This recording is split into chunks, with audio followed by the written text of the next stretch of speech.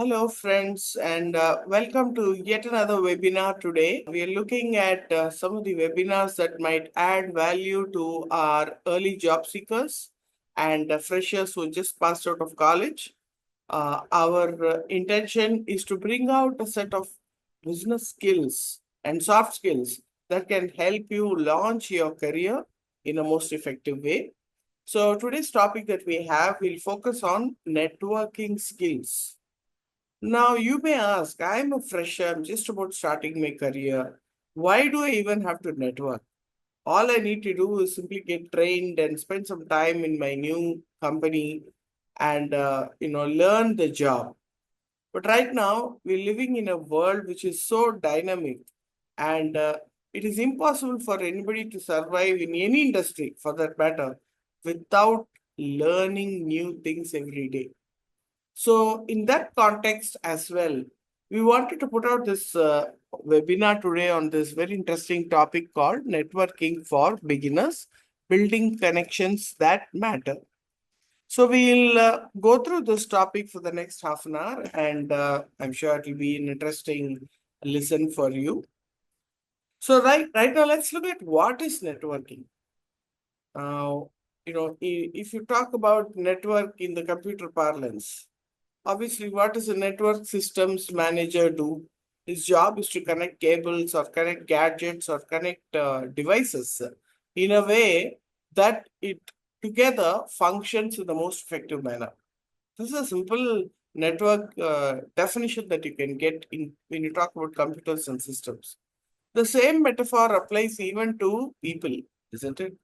So when we talk about people network, building those networking connections, it is a consistent practice that you put in place to connect people and across organizations and ecosystem to be able to build a strong network for yourself. Now, how would you do it? What is networking? I mean, okay, what is this connecting people? How do you actually do it? So there are many ways of doing it. We look at it step by step, but basically within the understanding of the word networking, you mainly do it to share resources and information and to also be able to jointly work together, collaborate, and bring in some new thought process, which will enhance your own learning. And also, you in turn become a support for your friends, peers, and professionals by building such network. So it's a very, very essential part of any business skill or any skill set that you need to have, even though you are a fresher. So you there is no time that you have to wait. I will build networking after I'm 3, 4, 5 years of experience in my job. No. Networking starts from the day you get into the professional world. So really, if you look at it, who you know can shape your career. Really, it depends on which communities you're part of, who are your mentors, who are your peers, what type of connections do you have. Accordingly, you shape your career in the most definitive way. Now, how to start networking? You are an intern or you just passed out of college, and we are putting such heavy tasks on your head rather than focusing on trying to understand what my job is, what my role is. Why should I even start networking? Maybe you're not even into sales and marketing. Why should I do networking? Let me put it this way. Like we've already seen the definition for networking, it definitely needs a person to be totally proactive to be able to network. So it's not like, you have to be, very strong in networking only if you are in sales. Internally within an organization, though you're part of an operations team or you're part of some back-end technical job, even then you need to be very, very resourceful and connected with the internal stakeholders, with all the people inside your company as well. So, whichever way you start your networking, the first thing is to be proactive. Wherever you go, you meet a new person, you don't hesitate to introduce yourself. You find somebody new, you find an opportunity to befriend somebody, you must grab that opportunity and be proactive in introducing yourself to your own colleagues or a few industry professionals that you may get a chance to meet. Now, also another important way to start networking is to set goals, you really need to do it in a very consistent manner, because this is not something that you actively pursue unless you keep a goal for yourself. So define what you want to achieve. Right now, when you set your networking goal, you want to see what is that you want to achieve out of that networking. Do you want mentorship, like some seniors or some professionals who can guide you in your initial first career? So you need that mentorship. Accordingly, you set your network goal. If you want just for knowledge, you want to learn new things about the subject, about the industry, about the products that your company sells, then that is more about knowledge. Or you just want to kind of build those networks to be able to find the right job opportunities for yourself, and build a very rewarding career for yourself. So whichever way, these three are very important goals that you need to set. Maybe all three are important, but if you feel at different stages in your profession, at different stages in your career, you want to pick up one particular objective, you could then define accordingly what is your networking goal. So, how do you even continue networking? You need to engage in conversations. One thing is, opening conversations is an art by itself. One has to learn the trick and method of asking questions, showing intent and interest, and actively listen to your partner. So, engaging in conversations itself can be a huge way of creating that interest with your peers, your colleagues, and making it very interesting for them to come and connect back with you every time they see you and meet you. So it's very important to engage in conversations to make it a very interesting and memorable dialogue between you and your mentor. Then comes leverage internship opportunities. We already spoke about internship in many other webinars. So anytime if you are a college pass out, if you're going to get an opportunity for internship, you must grab it with both your hands, because that is where you will connect with all the senior managers working in that company, or you may also find a few peers who you can go back to at a later stage for future reference, either for mentorship or for knowledge or even for a job opportunity. Another important way of building network is your own LinkedIn profile. I don't know how many of you even have a professional LinkedIn profile. Some of you may have started but did not quite optimize it. Or some of you have a proper account or not, but are not engaging in terms of any activity on LinkedIn. These are all different ways. But right now, if you want to master LinkedIn, to build your networks, then first thing is you have to optimize your LinkedIn profile. Some of you who are interns with us, we you would have attended a whole session that we do in terms of teaching you how to optimize your LinkedIn profile. Now, most of you, you need to distinguish between an Instagram account and a LinkedIn profile. You need to look professional. You need to have, starting from the attire that you wear in the picture, and the kind of cover page that you want to put out, or the kind of skill set that you have, everything should have a professional tinge to it. It cannot be like a crazy, fun go profile kind of thing. So optimizing your LinkedIn profile very much matters. It's important that you pick up a professional profile picture. You have a headline that shows your professional interests, or kind of communicates what you are good at in terms of your business and soft skills. And you also need to have a compelling summary highlighting your passion for insurance. If we talk about insurance, and so if you're really interested in projecting yourself as one of those future insurance professionals, then you must highlight all that passion that you have to be part of the insurance industry. So optimizing LinkedIn profile, very, very must. And very important to join insurance groups, or follow insurance pages and participate in some of the discussions within these insurance groups.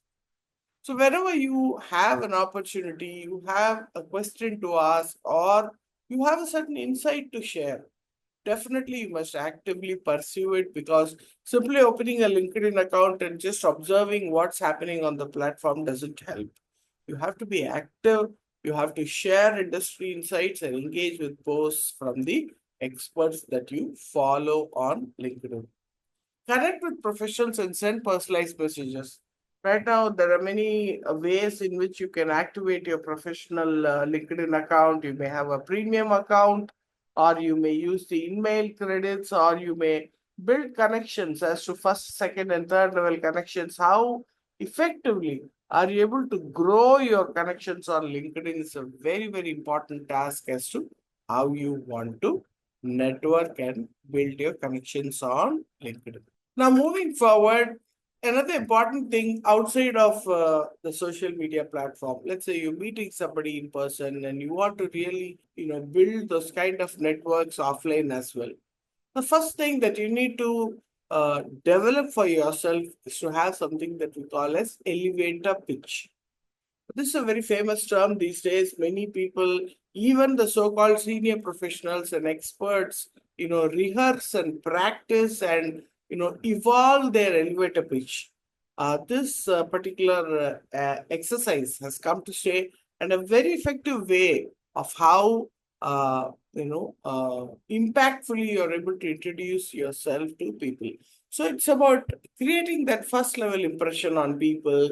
It's about being able to get noticed in a crowd. How do you stand out in a crowd depends on how impactfully you introduce yourself in a group or crowd. So an elevator pitch is typically a short, impactful introduction that clearly tells, about who you are as a person and what you do as a profession. So both these you have to tie in such a way that it very clearly, in a crisp manner, communicates what is your elevator pitch. Now, how to structure your pitch? You have to say who you are. Obviously, you start with your name and perhaps your current role. Are you a student? Are you an intern? Or are you a trainee? Or are you a sales rep? Or are you, working as an analyst? Whatever you are, your name and who you are comes first. Then comes what do you do? Like, a little more detailed aspects of what your job really asks you to do. Like in case of insurance, there are many, many things like, are you into sales? Are you into underwriting? Are you into claims? So these are things that you need to cover up nicely in your elevator pitch. And of course, your goal, why you are into networking. So are you here to, learn new things, or you're aspiring to grow your career and so you are interested in networking, or you really want to look at those creative job opportunities, impactful job opportunities. So just put out an example. I can read it for you. Here's where it is. So hi, I'm Ram and I'm an insurance intern passionate about risk assessment and underwriting. So this is where I've covered my name and my current role. Now again, you move into your passion or what you do. I'm eager to learn from industry professionals and explore opportunities in the insurance field. I'd love to connect and hear your insights. Simple way of creating a 30-second elevator pitch. In that 2, 3 sentences, the person who's receiving your message should be very clearly able to envision, understand what and who you are as a person. And then, if you see, you'll be able to open your conversations in a much more effective manner, and you'll be able to navigate conversations in a very, very effective manner. Now, there are various types of networking. If you were to see, like I already mentioned at the beginning of the webinar, one is clearly a professional networking. So here's where you connect with peers, mentors, and leaders within the industry that you're working. Two, social networking. Like, you use your platforms like LinkedIn, Twitter, and other platforms to engage with other professionals. Third is event-based networking. This is something we haven't spoken about yet in this webinar. So you need now this particular webinar itself is an example. It's a short event that you're trying to attend, or it could also be physical webinars or conferences that you may attend, or even in industry meetups that keeps happening. If you are a little alert on LinkedIn, or if you're a little alert about the communication that happens within your company as well, You will get to know of so many insurance-based events happening. I'm talking insurance because this webinar is focused on insurance, but those of you who joined this session to simply know about networking, in any industry, there are any amount of events that happen, especially, if you want to focus on HR. There are any number of HR events that happen both online and offline in any city. It's important that you get to know what are these webinars or meetups, or virtual catch-ups, which you need to go back and enroll yourself and participate. It's a huge opportunity to build network.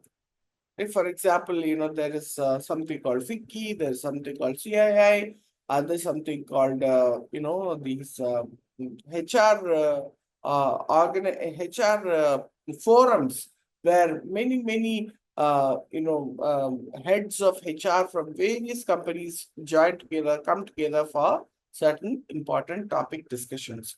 So you got to go and participate in these. One, from learning point of view. Two is from networking point of view. And then internal networking. Definitely, like I said, it's not necessary you're just into sales and you need to network. But internal networking means it's important that within your company, within your workplace also, you have to build relationships in a way that you're able to work with people with ease, without much friction, and you're able to grow yourself in terms of your job responsibilities. Now, why networking matters in the insurance industry? So, like I already mentioned, insurance is a relationship driven industry. There's no tangible product for anybody to sell. There's no product at all. What is insurance? Insurance is all about selling a promise that if at all there is a claim, we will settle your financial loss in the best possible manner. Now, when you're not selling a tangible product, it is very, very important that you focus on the relationship that you have, that you need to build with your clients, with your peers, with the industry stakeholders.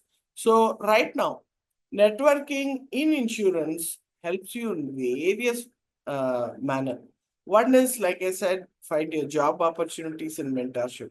This is very essential. As a fresher, it's very important that you have at least 5 or 6 or 10 mentors of different backgrounds who you can turn to and seek guidance and ask questions and take their support. Any number of seniors are willing to help, and you must leverage that connection. And then, of course, you want to gain industry insights.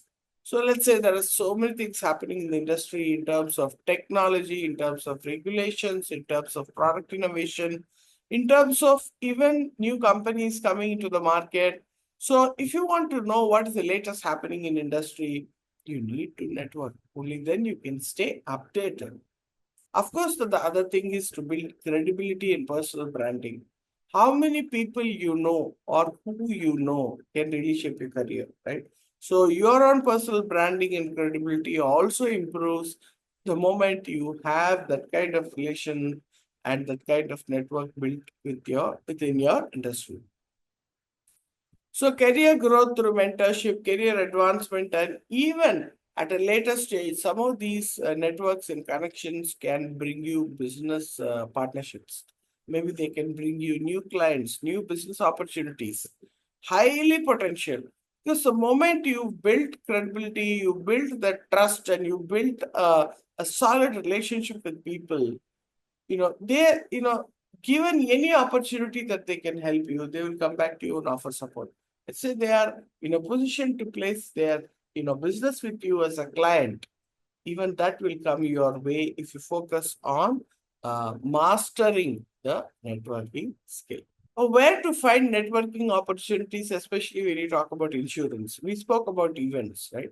There are any number of insurance conferences that happen online, offline, mostly online. You just need to do a search on LinkedIn and you will put out the place where what kind of conferences are happening. You'll be able to find out. And also, there are many panel discussions and webinars that keep happening. Like our platform, IRA Coaching is a standard what to say, a platform where now and then you will keep getting webinars that you can connect to, and there will also be any number of topics that gets discussed between panel speakers who are leading insurance experts. So like this, you definitely can come into these webinars and participate in such panel discussions. Then comes professional associations like IRDA, insurance forums, training groups. All these are associations which are very active, and you can see how you can participate in some of the events that they organize. Typically, insurance forums. There's something called broker association where events keep happening back to back. There are a lot of events that they put out for their members. There's also something called Insure Tech Association. Now, if you are interested in technology, then you should leverage and become a member, or you should try and see how you can participate in the programs and webinars that they organize. Like this, there are many, many groups and associations which you can leverage and become a part of. Then come social media platforms. Like I already said, you need to be following those important speakers, subject experts, and also a few important insurance pages or insurance accounts. And like I said, internal company events and peer groups are also important. So I know I used to work with a private general insurance company. I quit the company in 2017. But right now, many of us who quit and came out again are very well connected through many WhatsApp groups. So WhatsApp is something that is the most what is it golden opportunity for us to create networking opportunities. So what are those peer groups? Right now, I don't know if I'm still connected to more than 100 people who worked with me, 7, 8 years back, and they're all so thickly connected that we're all part of the group and we can just access each other in just about a click of a button. So that is, it has its own benefits, it has its own charm, and it keeps you very resourceful and updated in terms of what's happening in the industry. Now, some of the things that you need to ensure you avoid when you're doing networking. So there are a few things do's, but there are also a few don'ts. What are the few things that you should not do, or the mistakes that you need to avoid when you're doing common networking? You don't follow up generally. Okay, you make a connection today and then it's a forgotten connection. That is not possible, right? Connections need nurturing. You made an acquaintance, there is a friend that you made, but it's very important how you're going to nurture that relationship and take it to the next level. For salespeople, it comes quite naturally because they have a certain target, they have a certain professional responsibility to meet. Somehow they stay in touch and build that kind of relationship as a part of their job. But even otherwise, for any person, you must enjoy the networking as a nurturing activity. So you either stay in touch with them through a message, or share valuable information that may be useful for them, or you can, like I said, seek a answer to a question. But sending a message after meeting them for the first time and nurturing and following up is a very essential part of networking that you should not avoid. Then another thing, very important equally, like anything has an overdose and an underdose. But being too transactional, one thing is, we need to clearly understand that networking is not sales. Networking is different, sales is different. Networking is building relationship, lasting long relationships. Networking is all about nurturing relationship. And so you don't get too transactional that, once you just spoken to somebody, you got his contact number, now you keep sending him, like too many messages about your product and you're only thinking of selling, selling, selling, then networking is not going to happen. No, it's not worthwhile to be too transactional when you have networking as an objective. It's got to be mutual. You need to have those social media etiquettes, like do not spam or overpost. Sometimes we end up pushing so many information that we forget the very context and purpose of why we started to network at all. Right? So it's very important to have that mutual respect, concern, and the nurturing of the relationship as the main goal of networking. And most important, Sometimes whenever we go and meet the same person or a new person, we don't do the necessary homework. I always tell my, participants whenever they come into a training session, especially the salespeople, if you're going to meet a client, a new client or your existing client or any stakeholder for that matter, you must have two things in your pockets.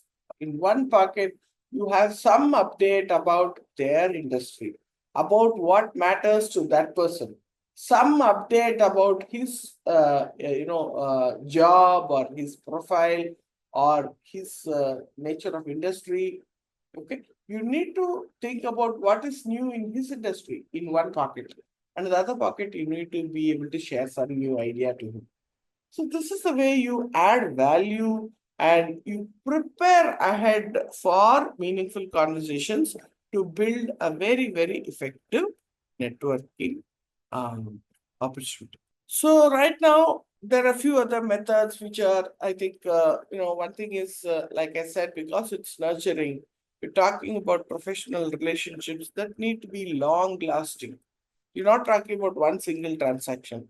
You need to build relationships. See, I worked with one of the insurance companies which had a Japanese promoter. No, I used to be so interested in the way they build relationship that, some of their clients, I know of many, many leaders who come and work with us from Japan. They're so proud of their clients who have been with them for more than 25 years, 30 years.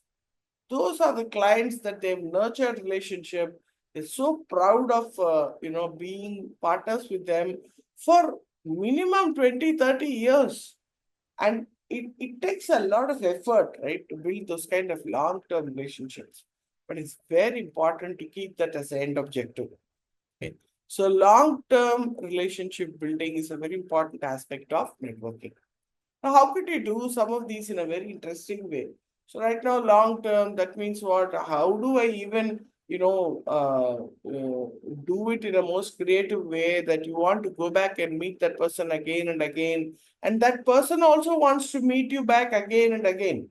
When you say long term, it is repeated connection, repeated meetings, repeated staying in touch. So how then in that case you need to be a very interesting person and you need to be able to add value to that person. So how can you do some important ways as to how you can build this kind of long-term relations? Like, we used to have these real-time, exercise or activity that our Japanese team used to teach us. It's called thematic coffee chats. So typically, I don't know if you all aware, the Japanese actually, they even their lunch or breakfast is more 70% liquid fluids than solids. So wherever they are, they're sipping something, they're drinking something, and then they bring this thematic coffee chats as a part of building relationship even while having a meal or going for a coffee break, they would have somebody whom they are constantly networking with. So when it's a thematic, maybe you could sit in a coffee house or a coffee shop and talk, prefix a topic that you want to talk about. So let's say you talk about cyber threat. Today cyber is so much around us. So you may want to call one of your peers or one of your clients or friends with whom you want to build network. You call him and say, sir, let's have a coffee chat and let's talk about cyber today. You prefix a theme and then you go and, so that you go prepared with some valuable, meaningful discussion topic. So this used to be very commonly practiced by the Japanese, which I personally also picked up. And I feel it's a very, very effective way to keep the conversations very focused and meaningful. Of course, virtual meets are possible today. You don't have to run from one place to another. It's so easy to virtually connect on a Google Meet or Zoom. And the times when I used to do marketing or sales or just go and build relationship, I would have been able to meet 3 people a day. But today, sitting in my office, I meet almost 15 to 20 people on an average every single day on a virtual meet. So we're living in a world where connecting to people is so easy, and so it should be. a very important activity of building long-term relationships. And you can, like I said, you can join a group, a knowledge sharing group where instantly you can repeatedly be in touch with the group members, or you can be a mentor to juniors. See, right now it is not necessary that you are constantly seeking help. You can also lend help. And there are many juniors in the industry. You may know your own college juniors or pass outs who are 2, 3 years junior and who just come in as a fresher. You be a mentor to them and you guide them. This is one of the ways you can have a very interesting way of building long-term relations. Sharing useful articles or job opportunities with the people you know. This also can be a very interesting way to repeatedly have that kind of connection with people. And most important is you need to set networking goals. So it's like, you have an interesting way of counting your goals. So maybe, you will tell yourself the month beginning, I should build 3 new connects this month. So 3 new connects per month. Like this, you can set interesting goals for yourself, which makes it a very happy journey for you to build those networks.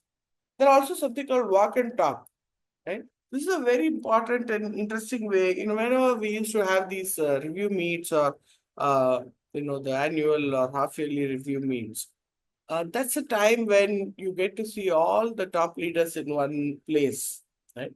So you have the marketing head, you have the technical head, you have many, many other seniors from the top management who are attending some of these conferences. So it's a very interesting thought which I have myself also practiced, that whenever you find somebody free, you can talk to them. You just take them out for a walk with you, right? And they say, "Sir, can I spend some time? I have a few questions to ask, or I want to seek your guidance in something." I still recall, with my managing director, in those days, I would step aside and talk to him and seek his guidance for the full year ahead as to what should be my priorities in terms of building my career, my knowledge to the next level.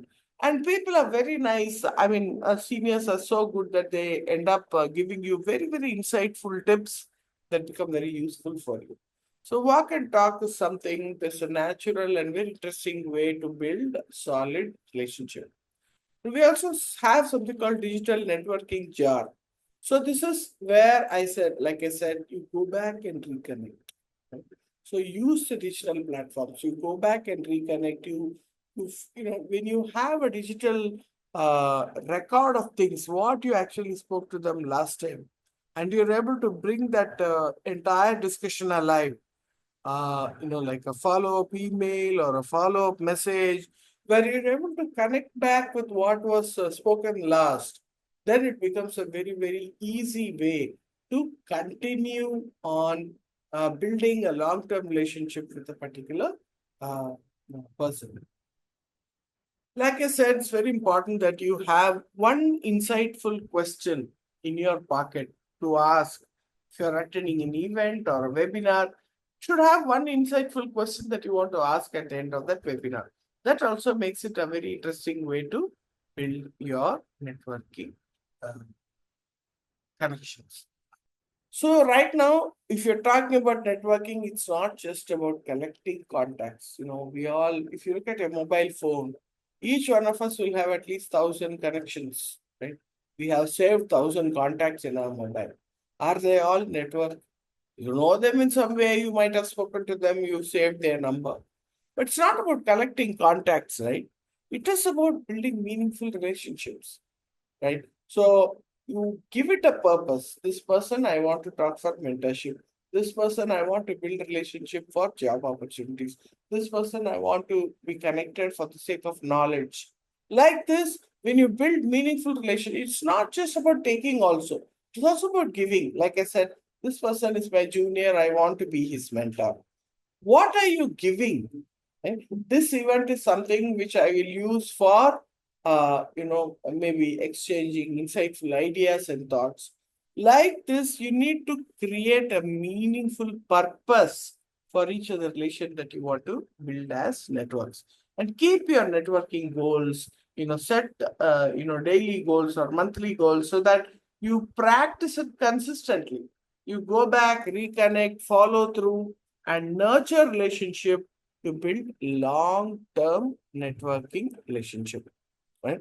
So don't have to panic, but at the same time, you need to start somewhere.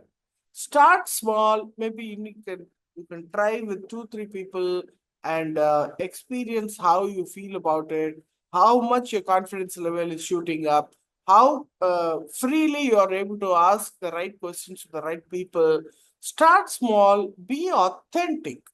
This is not about posing or trying to be very, very friendly and jammy. No, there is really nothing to hide and seek here. Be authentic. Start small, be authentic, and remember every conversation is an opportunity to learn and grow. If you approach it with this context that you're building networks and you see every person as a person who can add to your knowledge and your growth, then you will meet them with a certain authenticity. You will meet them with certain gratitude, and this way what you will build as a networking platform will be a very enriching one for you to transform your career, grow, and significantly do some meaningful and impactful work. So this is what we have today about networking, and I hope it was useful for you. So though you're a fresher, you're just an early job seeker, don't miss out on networking. Because if you get this lesson right now, that your network is your net worth, right? And then you start building those meaningful relationships. Let me tell you, your journey, your career will be a very, very rewarding career, and you'll be able to achieve things that you've not even imagined possible. So, good luck to you and enjoy your networking journey and keep coming back. We have many more webinars to cover, and we'll soon meet you in the next. Thanks so much as I sign off, and good luck to you. Cheers.